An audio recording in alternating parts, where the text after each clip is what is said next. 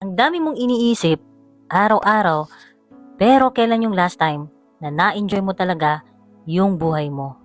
Aminin natin, lagi tayong nag-worry sa pera, trabaho, at future.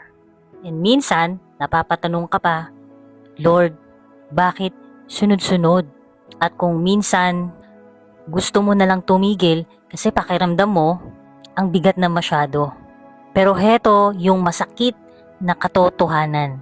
Habang sobrang focus mo sa pag-aalala, unti-unti mong kinakalimutan kung paano mabuhay.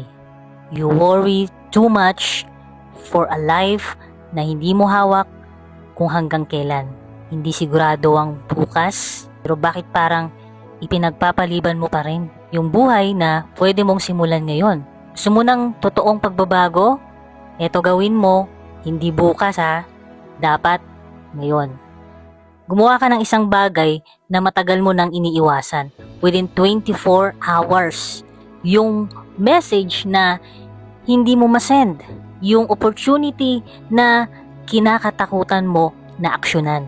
Bawasan mo ng 50% yung oras mo sa pag-iisip, palitan mo ng aksyon. Less overthink and more action. Magdesisyon ka ng isang bagay para sa sarili mo, hindi para sa approval ng iba. Kahit maliit, basta ikaw ang may gusto. Iset mo yung sarili mo sa no excuses mood.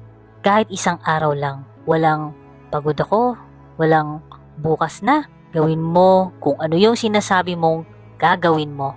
Kasi ang totoo, hindi ka stuck. Sanay ka lang maghintay.